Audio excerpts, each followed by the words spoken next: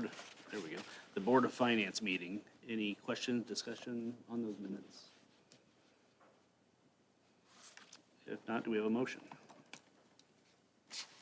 I make a motion, we go ahead and accept the minutes as presented. And the vote, please. Mr. Archibald, Yes. Mr. Beard, I'll second that motion and say yes. Mr. Caswell, Yes. Mrs. Maggart, Yes. Mr. Ridenhour, Yes. Mr. Sturry. Yes. All right, motion passes 6-6, 6 out of 6. Approval of claims. Any questions, comments regarding the claims? If not, do we have a motion? And a Motion to approve. I'll second. And now the vote. Mr. Archibald, Yes. Mr. Beard, Yes. Mr. Caswell, Yes. Mrs. Maggart, Yes. Mr. Ridenhour, Yes. Mr. Sturry. Yes. Motion carries 6-0. Personnel considerations, Dr. Wiedenhofer. Board, in your board packet this evening for February 18th, we do have retirements, resignations, appointments, and reassignments. So I ask that you approve those as presented. Do we have a motion? Make a motion, we approve as presented. I'll second that. And the vote, please. Mr. Archibald, Yes. Mr. Beard, Yes. Mr. Caswell, Yes. Mrs. Maggart, Yes. Mr. Ridenhour, Yes. Mr. Sturry. Yes. All right, motion carries 6-0. Tonight, we do not have any special reports. On to old business. First up would be the summer school request. Dr. Raylu. Board, you have a request for summer school. We'll be applying for the state summer school funds. This year, those funds will be designated primarily for the iRead remediation, that required summer school piece for students that do not pass. We will be holding summer school at Carlin Park, May 27th through June the 6th. Middle school this year, they have applied for a grant to run a program supported by the Department of Education. We hope that they will receive funds for that program, and if so, that will be a 6-week program that will run at the middle school. The high school will run its traditional 4-week of credit recovery, and that will be May 27th to June 20. So, any questions about summer school? So the middle school will have its traditional 2-week summer school in line with elementary unless they receive the grant, and then they'll extend that. So they will have a summer school program, but it may be the kind of, traditional scaled back program. Do we have a motion? Make a motion that we go ahead and approve for summer school funding. I'll second. And the vote, please. Mr. Archibald, Yes. Mr. Beard, Yes. Mr. Caswell, Yes. Mrs. Maggart, Yes. Mr. Ridenhour, Yes. Mr. Sturry. Yes. Passes 6-0. Next, the retention appeal procedure policy 6121, second reading. So, Board, you have the retention appeal procedure in front of you. There are no changes from when this was originally presented last month.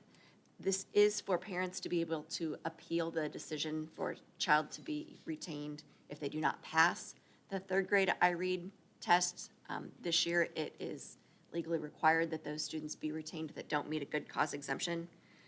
Good cause exemptions are the only way that a student can be moved forward, but this allows parents to appeal that decision should they choose to. Any questions?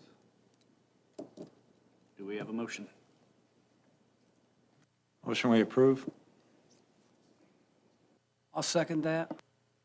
And the vote, please. Mr. Archibald, Yes. Mr. Beard, Yes. Mr. Caswell, Yes. Mrs. Maggart, Yes.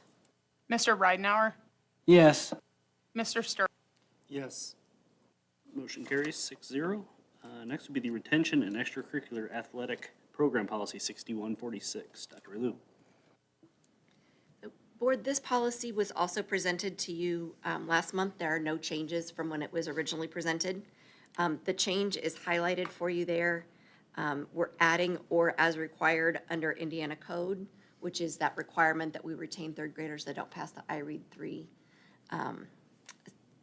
assessment. We just wanted to make sure that our language was consistent across these two policies.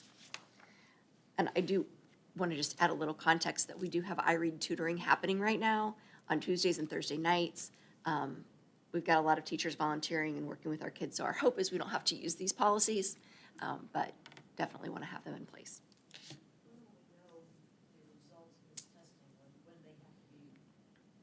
So 24 to 48 hours after they take the test, that window is March 3rd through March 14th. So we'll have results back very quickly, and then we'll continue remediation for students that do not pass. And then they will be required to attend summer school. The DOE just put out that they cannot retest until after they've completed summer school. We typically try to retest them the end of May after we've had all that intensive intervention time, but they also will have to wait until the end of summer school to be retested this year. do we have parents at the elementary school that have requested to retain a child? Can a parent request that? Parents can request that. We have not had parents request that. A question I had regarding this was, it says, for example, a seventh grader who repeats the seventh grade will have to participate in eighth grade athletics. Does the conference allow that, the middle school conference? Would we allow a seventh grader to compete on? For an eighth grader, excuse me, a seventh grader to compete on the eighth grade team? I think it should say that if a student is retained in seventh grade, the student must remain in seventh grade sports and cannot move up to eighth grade sports. Well, that defeats the purpose. You see what I'm saying? Does that make any sense? What you're saying, though, is that. Got it, yes. So you cannot be retained to circumvent the policy of, Should we just strike that example? I was gonna say, we can certainly discuss that. You're saying it's just a seventh grader gets held back, that played basketball this year, seventh grade, next year they can't play in seventh grade again, it's not an extra year. Well, you're gonna allow it, what you're gonna allow is you're gonna allow Yeah. a seventh grade student to participate on the eighth grade team. So you're actually, you know what I'm saying? By the time you get, so you actually held him back a year. And then what are you gonna do when he's in eighth grade? Are you going to allow him to play on the high school freshman team? And then once you get to high school, you got freshman JV varsity and, you see what I'm saying? And the grade levels don't really matter, yeah. So maybe what we ought to do is just strike the example. So in other words, we're not allowing them to be held back. Strictly for athletics, sure.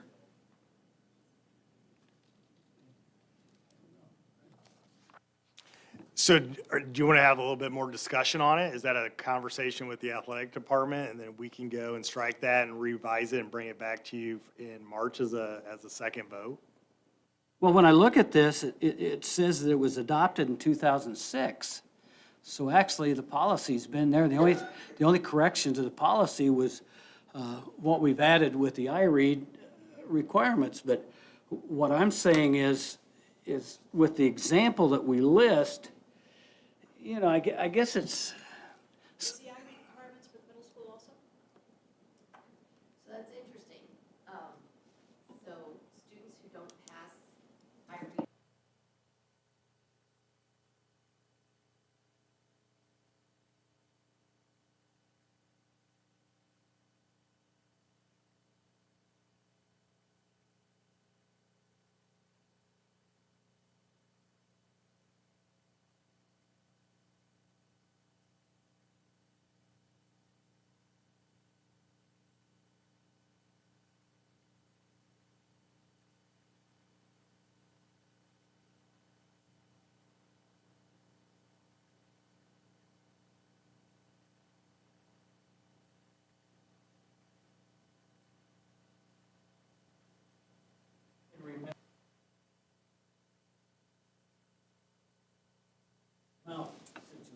And I'll tell you too, for an educator, we would highly discourage if a parent came in and says, hey, my kid's a fifth grader, can we hold him back and make him a fifth grader again? We would have a lot of serious conversations. Where I think Dr. Relu and I would agree with is in those kindergarten and first grade early years, that for us is retention time. That is probably what the research shows, best practices moving on. I am not thrilled that if these second, third grade, not passing these and holding them back. That's why we're spending a lot of time getting tutoring in there. We did some of our PSYOP training and continue to do some of those things for those best practices for reading. I don't have a good conversation, or a good argument for you, Mark. What I would tell you is maybe we just go through and re-gut this whole thing and re-look at the whole thing. Because if it looks like it's from 2006, we probably need to go through there a little bit more closely and look at some of those other things. We just looked at the piece because we wanted to make sure that both those policies gelled. So it was just a change of one or two sentences. But let's go ahead and table that, and we'll re-look at it, have some further conversation, and we can bring it back to you. Is that good? Are you okay with that? Okay.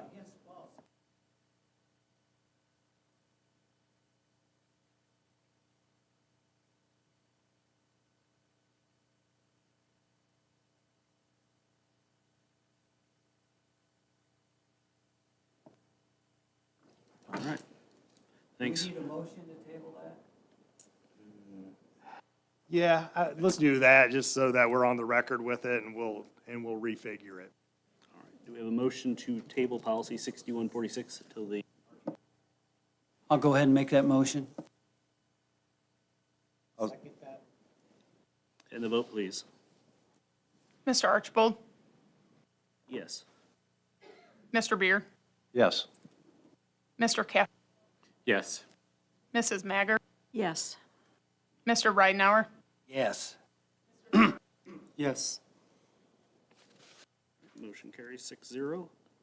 Last of the old business would be the test integrity and security policy 6133. Dr. Relu.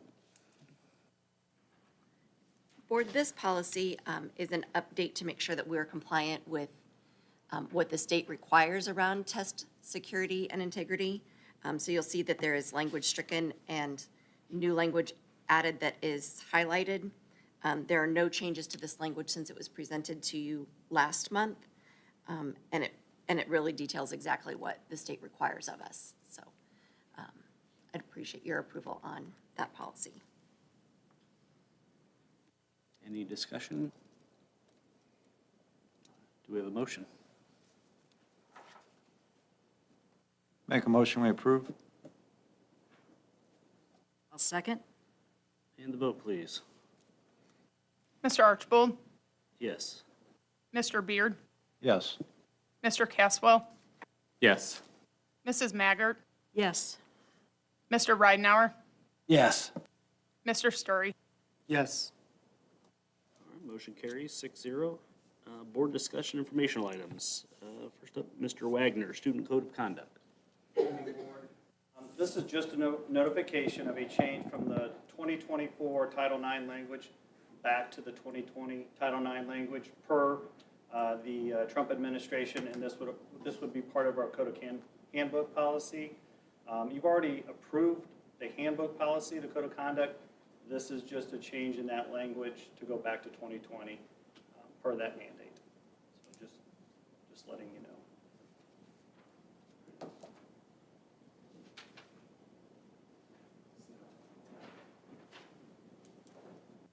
All right. New business. We have the Early Learning Center grant. Dr. Relu. Board, Jamie Hubbard has proposed a grant for the Steuben County Community Foundation to fund training for 2 additional teachers to attend Montessori training over the summer.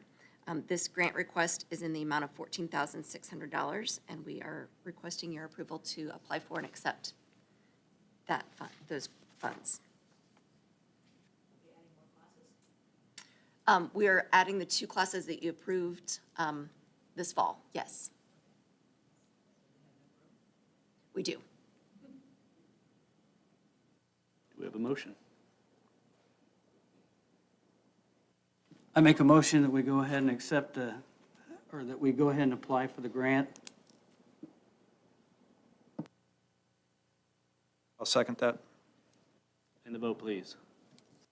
Mr. Archibald, Yes. Mr. Beard, Yes. Mr. Caswell, Yes. Mrs. Maggart, Yes. Mr. Ridenhour, Yes. Mr. Story. Yes. Thank you. Next would be the parent guidance grant. Dr. Relu. So Board, I am working on a grant for the Steuben County Community Foundation to fund Parent Guidance, which is a mental health platform that is available to all of our families and all of our students. This is a grant that the Community Foundation actually asked us to apply for last year for all of the school districts in the county. We are the lead on that grant application. This is a request for $24,000 to fund $30,000 of the platform. The other $6,000 will come from our Title IV funds that must be used for, a portion of which must be used for mental health services. Any questions?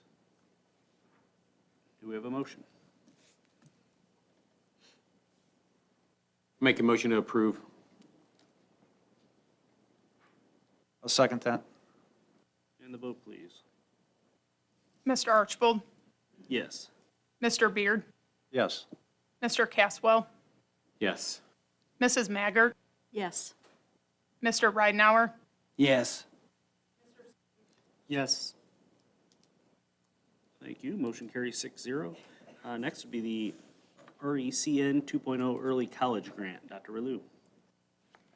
So Board, we're very excited that we were invited to apply for the RECN, so that's the Rural Early College Network 2.0 grant.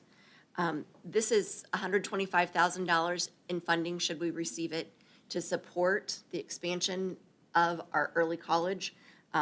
We will join a network of other early college schools. That'll give us opportunity to pay for tuition for teachers so we can add additional teachers. It will pay for stipends for our teachers who are teaching those dual credit classes. It can pay tuition for our students who are taking classes that are not free through the school. It can pay for marketing materials to expand the reach of early college. So we're asking your permission to be able to apply for that grant and accept funds if we receive them. Do we have? I have a question. Who has the oversight on those funds? So those, all the grants run through my office. So I work with the high school on creating the budget for that, and then all expenditures are approved by me, and then reimbursed, it would be a reimbursement grant, so then I would submit all receipts to sell for reimbursement. It is, in terms of how it's funded, yes. Any other questions? Do we have a motion? Make a motion, we approve for the grant. I'll second that. And the vote, please. Mr. Archibald, Yes. Mr. Beard, Yes. Mr. Caswell, Yes. Mrs. Maggart, Yes. Mr. Ridenhour, Yes. Mr. Yes. Motion carries 6-0. Out-of-state travel. Dr. Wiedenhofer.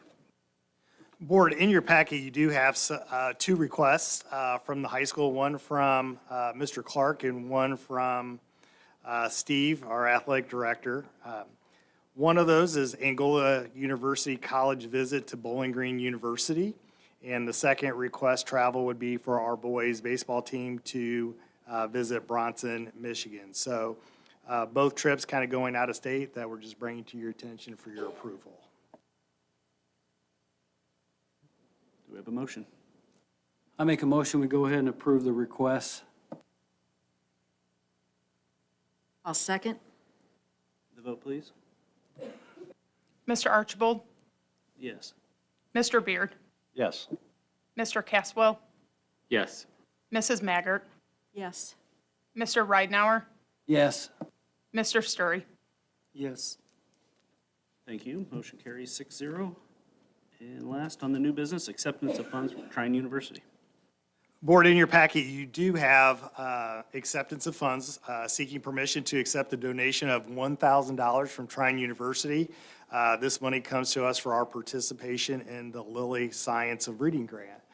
With your approval, the $1,000 will be used for supplies for teachers, some PDs, any extra little things. So we're fortunate to get it, and $1,000 is $1,000, and definitely can go for our teachers and some of the things that they need. So I ask that you approve that request.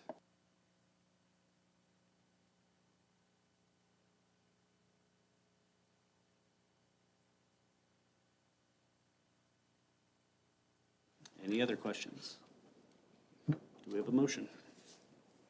Make a motion, we accept the Trine donation? I'll second. And the vote, please. Mr. Archibald, Yes. Mr. Beard, Yes. Mr. Caswell, Yes. Mrs. Maggart, Yes. Mr. Ridenhour, Yes. Yes. Thank you. Motion carries 6-0.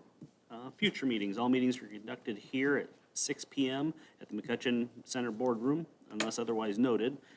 March 18th, April 15th, and May 20th. Superintendent's report. Board, just a few things to kind of bring your attention. I know in our board briefs, when we talk, one of the big things that we're watching as administrators and with Dr. Penrod, especially with the finance department, is really the property tax impact. As you have probably seen, Governor Braun has put some interesting tax ideas out there, and some of those tax ideas kind of impact the funding towards schools. So there's been a couple runs. One was not so hot. It put us like at 853 deficit for next year. The year after that was $1.1 million to $1.2 million, and in year 2028 would be $1.2 million to $1.3 million. Those are big, hefty funds and would be very tough to kind of overcome. Since then, I know that those numbers have been reduced a little bit. Our conversation with our state legislature says do not panic. I think it's hard not to panic when you're looking at deficit of funding, especially when you have curricular materials that you have to assume too. So it's kind of like a double whammy. So we are tracking some of those bills as far as finance and other educational bills we're tracking with some importance. So we're looking at some of those things. So we will continue to keep you informed. Great turnout. We had ISMA for some of our high school and middle school kids. Outstanding job from choir to band and some of the musical outliers that they do. They have done a fantastic job, and then that wraps up kind of some of that band and fine arts season. But we're also starting out or finishing up our athletic season kind of with our fall sports and quickly transitioning to the spring, as that's right around the corner. Something that's always fun every single year is Kindergarten Roundup. We are there. We have a date tentatively scheduled for mid-March when that will happen, so we're excited to get those little ones back into us. So starting to kind of make those hurdles from the winter blahs and trying to get to the spring as fast as we can. So that is my report tonight for the board. Any board member comments? Yeah, Corey, I just want to give a shout out to, is it Ella Sears? Is that her first name, Kevin? Ella Sears, who won two medals at the state swim meet this last week. You know, one thing I learned when I became athletic director of the high school is how hard it is to get to the state championship in swimming. It's not like any other sport. In other words, they all go over to the hotbed over at Elkhart and compete in that Elkhart sectional over there, and they only take a couple kids out of that Elkhart sectional all the way to the state at the next level. And when you're competing against Carmel, who I think I saw one, maybe they won their 39th straight, and a girl set a world's record at the state meet. So I think it says an awful lot for Ella. And the other thing too is, I think she got one of those medals in what is the 50 freestyle. And the 50 freestyle, I don't know how many swim meets any of you have ever been to, but the 50 freestyle is pretty much a crapshoot because they fire that gun off and within about 20 seconds, it's over. And you talk about making some waves in a pool, they make an awful lot of waves. So congratulations to her and her representation of Angola at the state swim meet. Any other comments? I'd just like to thank you and Dr. Penrod for kind of staying on top of all the stuff down at the State House and how the effects and kind of not waiting to see what's going to happen, but kind of get some plans in place and keeping us up to date as well.